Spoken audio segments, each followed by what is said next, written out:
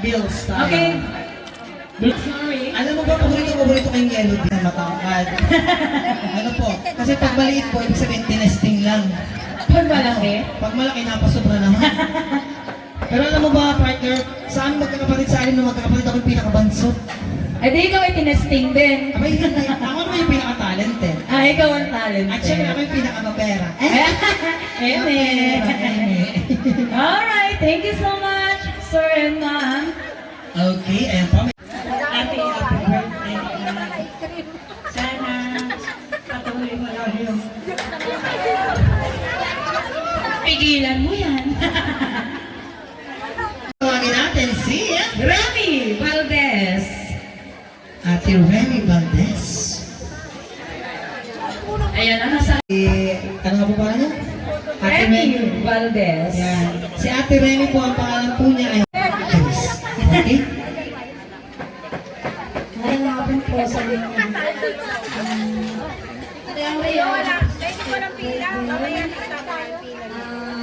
Ang gusto na kaunti, uupo po sa birthday celebrant, uupo. Tatayo na din, o sige. Una pa hindi ko gugutumin, pakakainin ko po muna kayo. Dahil, alam ko kanina pa kayo dyan, at syempre alam kong gutom na kayo.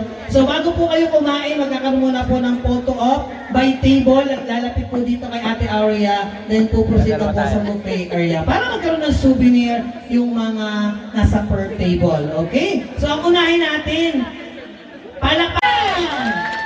Okay. Kung sino pinaka...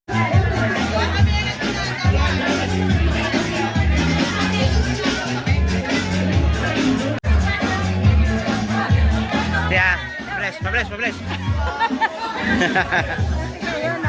Mamaya po. Ayan, kita mo naman. Ang ganda naman ang ating... Yan ang tinatawag na Lady in Red. Kita natin. Huwag kang kabukak at baka makita ang kuweba. Opo nga po. Tapos iside mo yung iyong paa. Yarn! Oh, di ba?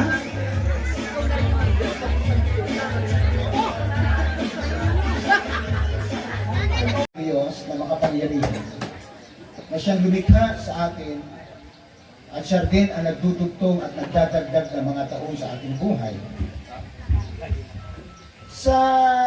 Bago po ako manalangin sa akong babae, at ito po ang isang Bible character natin ngayong hapon, na kanya lang upang siya po ay maglingkod sa Diyos na makapangyarihan.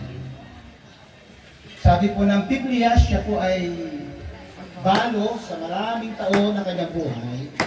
Ngunit ang napakaganda pong pangyayari sa kabila ng kanyang edad at sa kabila ng kanyang pagiging single mother, siya po ay naglingkod sa Panginoon. Kapatid na Aurea, gusto kong sabihin sa iyo, tayong lahat na nandito,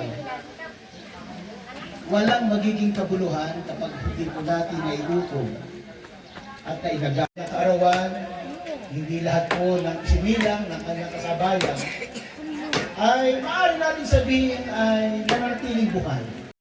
Akala ko po 50th birthday niya. To be honest po, akala ko 50th birthday. Tapos nung sinabi niya 60th, niyayabang yata po ni Ate Aurea. Di ba? Ano tapos 60 si Ate Aurea? O, sino walang tumugon? Ibig sabihin, hindi ka mukhang 60. ay naka Somewhere, someday. Ayan. So, ngayon, ilan nga ang anak mo? 3. So, sa mga anak po ni Ate Aurea, eto na po yung pagkakataon ninyo na i-travel ang inyong nanay. Dahil meron na siyang 20% discount. Diba? Ayan, at syempre shoutout kay nanay. Ano pa po ng nanay? Nanay? Nanay Miling! Nay! Hello! Ayan. So ngayong hapon, bukod sa ini-interview natin si Ate Aurea. Ate Aurea, ano bang mga plano mo pa sa buhay na ikaw ngayon ay 60 na? What is your goal? Meron ka pa bang wish? Siyempre, as a birthday celebrant, kailangan may wish ka para sa sarili mo. Ano ba yung natatanging wish mo? Malay mo, ibigay ng mga anak mo. Wish mo bang magkaroon ng sarili sasakyan? O meron ka na? Meron na? Wow! Sana all may sasakyan. Pero ano bang wish mo? Magkano kayo ni Kuya, gano'n? Magkaroon na pang-apat? Charis. Ayan. So, nandito po yung poging-pogi niyang asawa. Ay, nandyan. Ay, kaway naman dyan, Kuya. Ayan, di ba? Kuya, baka mamaya makakabunso pa kayo. Di ba? Abot pa. Ay, di na kayo! Wala kang pito. Okay. So, bukod dyan, Ate Aria. Ate Aria, palito po kayo, dali. Uunahin ko na kayo. Basta mamaya, abutan niyo ako tig-100 na. Inuna ko kayo. Okay muna po ba si Ate Aurea? Palito po. Palito po, mauna na kayo. Dali. Opo, madami kayo. Alam ko madami kayo. Kaya nga inuna ko kayo. Tigi-100. Hindi ko kayo may 20. Ako may 2,000. Diyan muna, diyan muna. Okay, wait na po ha. Happy birthday celebrant. Okay. Dali po. Okay, guys. Find your height. Yung maliit, alam niyo na kung saan.